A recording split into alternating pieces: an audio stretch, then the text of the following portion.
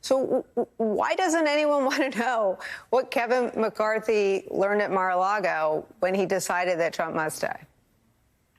I have to add, Nicolle, I am neither a lawyer or a prosecutor, but the operative questions here are, what did they know and when did they know it? Because a crime happened here. This was a crime scene. This is a crime scene against democracy. Kevin McCarthy is a witness to one of the biggest political crimes perpetrated against this country. Genuinely, I don't mean that hyperbolically. He is a witness, and those questions need to be asked. And that's why this tape is a bombshell. There's no question.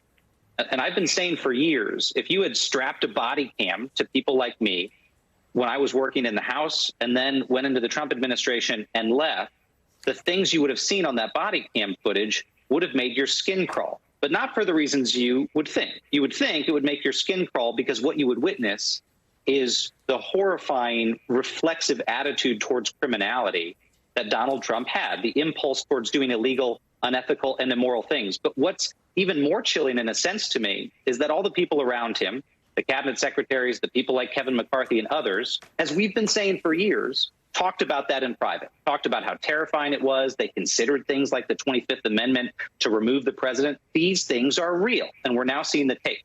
But that's not what's skin crawling. What is skin crawling to me is what happened next, is that these conversations would happen in private, and these people did not have the courage to come out and talk about it publicly.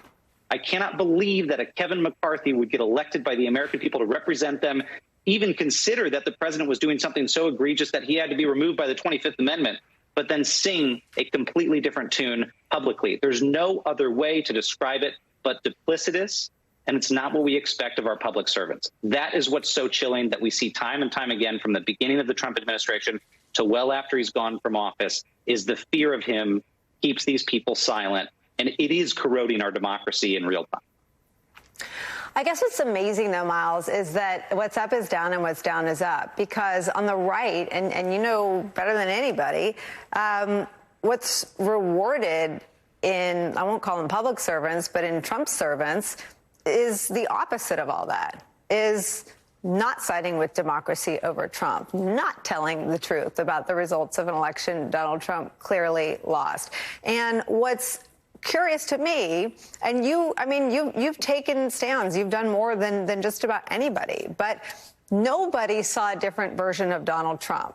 So a whole lot of people kept the horrors of Trump's presidency secret for a lot longer than you did. You came out, you told your story, you wrote an op-ed, you wrote in the book, but it has now, these tapes are landing at a moment. I mean, the other ones resulted in a standing ovation for Kevin McCarthy at the Republican House caucus meeting. There's no view of public service that resembles anything you just said on our air inside the Republican Party. And I guess my question is, now what? It is the question of our time. You just asked the question of our time that will determine whether America reaches its 300th birthday or whether it does not. One half of the country, unfortunately, or close to half of it, sees the Trump family like a political dynasty.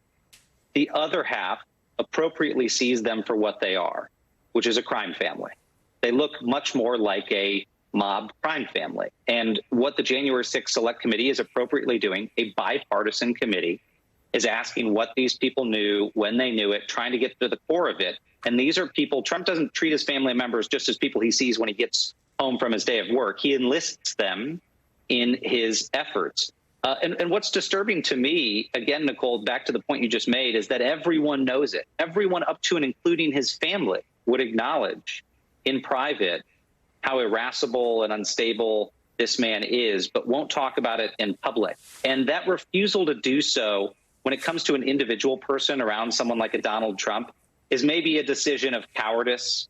But when everyone does it, it creates exactly the scenario that you just painted. The public ends up creating a whole new narrative. They end up believing the things that are said. They believe the lies that are told, and it warps society. And any student of history that looks back, whether it's to Nazi Germany or back to Greco-Roman times, will see that this can have very, very deleterious effects to the survival of a polity, is when you have mass adoption of conspiracy theories, the mainstreaming of lies, it has political implications. We are no doubt at the very beginning of this. There's no way to get this out of our political system in a week or a month or a year or 2 years. This is now cemented in the minds of millions of people. And it is, again, back to your question, going to be the political challenge of our time. It will determine whether the republic survives in healthy, recognizable fashion in the